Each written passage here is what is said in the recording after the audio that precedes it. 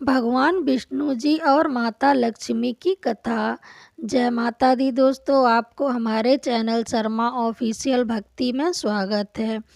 एक बार की बात है, एक बार भगवान विष्णु जी शेष नाग पर बैठे बैठे बोर हो रहे थे और उन्होंने धरती पर घूमने का मन किया।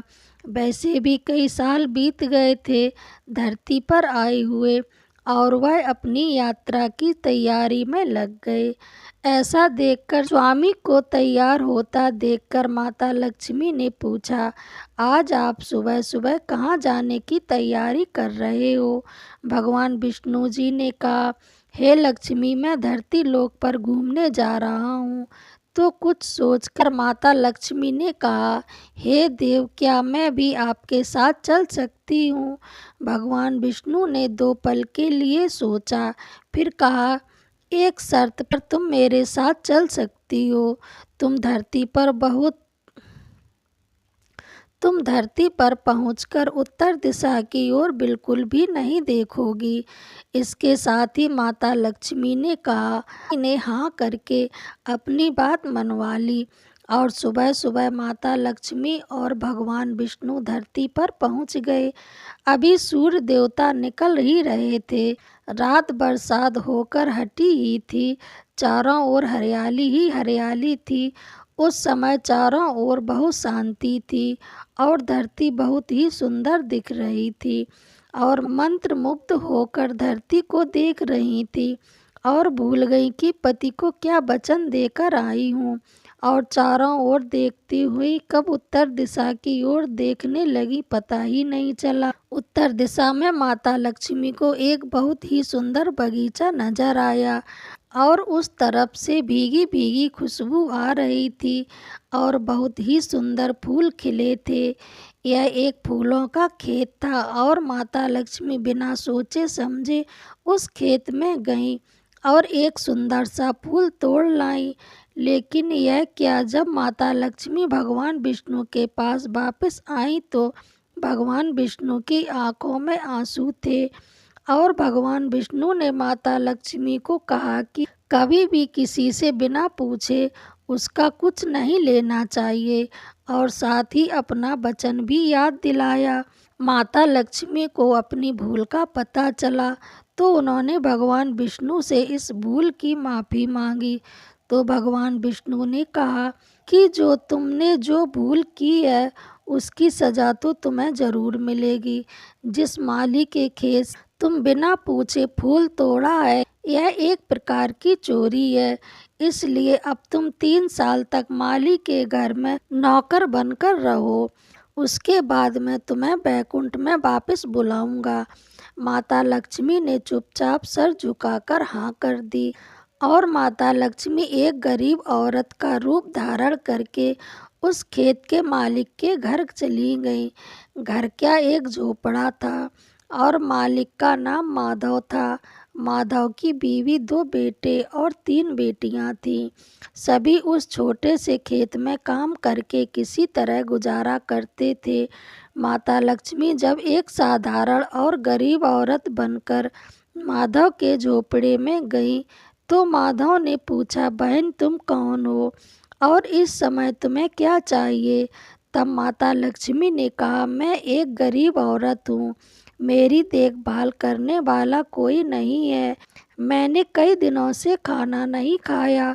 मुझे कोई भी काम दे दो, साथ में मैं तुम्हारे घर का काम भी कर दिया करूँगी। बस मुझे अपने घर में एक कोने में आसरा दे दो।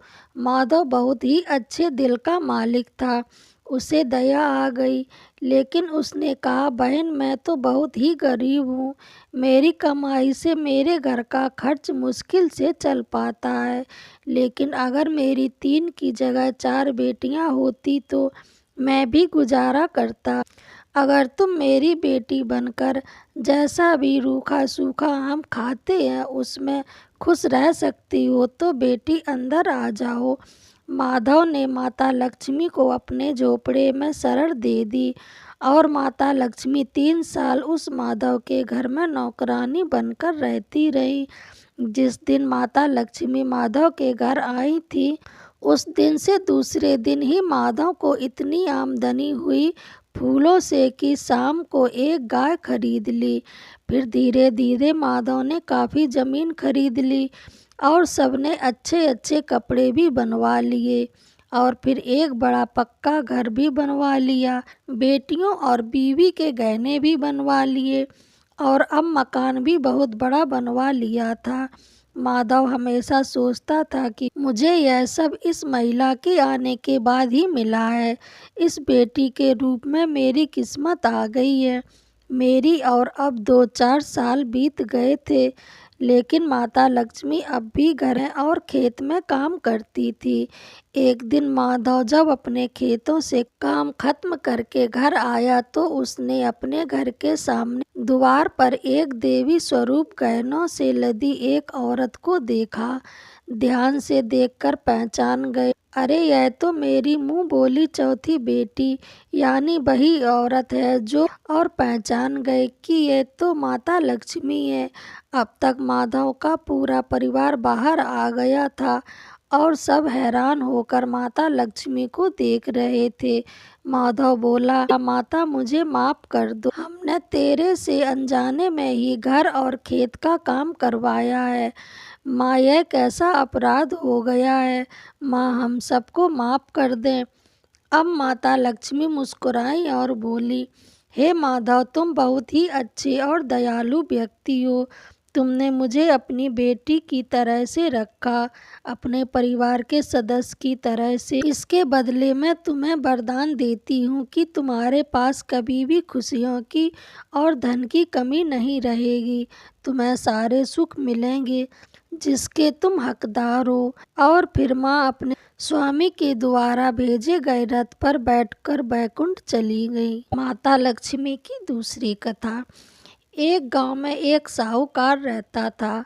साहूकार की एक बेटी थी। वह हर रोज पीपल सींचने जाती थी। पीपल के वृक्ष में से माता लक्ष्मी जी प्रकट होती थी और चली जाती थी। एक दिन माता लक्ष्मी ने साहूकार की बेटी से पूछा, तू मेरी सहेली बन जा। तब लड़की ने कहा कि मैं अपने पिता से पूछकर आऊंगी। साहूकार की बेटी ने घर जाकर अपने पिता को सारी बात कह दी। तब उसके पिताजी बोले, वह तो लक्ष्मी जी है, अपने को और क्या चाहिए, तू लक्ष्मी जी की सहेली बन जा। दूसरे दिन वह लड़की फिर आ गई। तब लक्ष्मी जी पीपल के पेड़ से निकलकर आ गई और कहा, सहेली बन जा। तो लड़की ने कहा, बन जाऊंगी, और दोनों सहेली बन गई। लक्ष्मी जी ने उसको खाने पर न्योता दिया। घर आकर लड़की ने माँ बाप को कहा कि मेरी सहेली ने मुझे खाने का न्योता दिया है। तब बाप ने कहा, सहेली के घर जीवने जाइयो, पर घर को संभाल कर जाना। तब वह लक्ष्मी जी के यहाँ चली गई।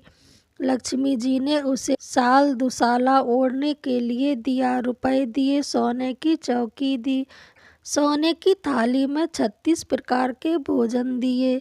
जब वह लड़की जाने लगी तो लक्ष्मी जी ने पल्ला पकड़ लिया और कहा कि मैं भी तेरे घर जीवने आऊंगी। तो उसने कहा, आ जाइयो बहन।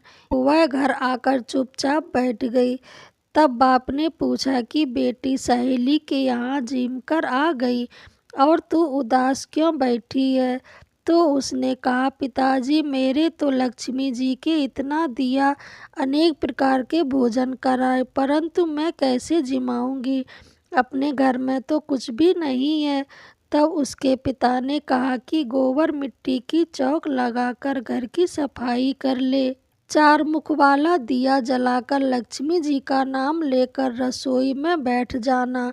लड़की सफाई करके लड्डू लेकर बैठ गई। उसी समय एक रानी नहा रही थी। उसका 9 लखा हार चील उठाकर ले आई और उसके घर में 9 लखा हार डाल गई और उसका लड्डू ले गई। बाद में वह हार को तोड़कर बाजार में ले गई और सामान लाने लगी। सुनार ने पूछा कि क्या चाहिए।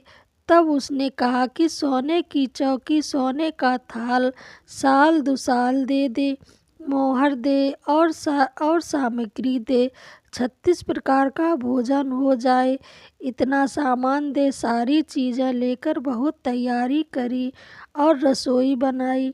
तब गणेश जी ने कहा कि लक्ष्मी जी को बुलाओ। आगे आगे गणेश जी और पीछे पीछे लक्ष्मी जी आई।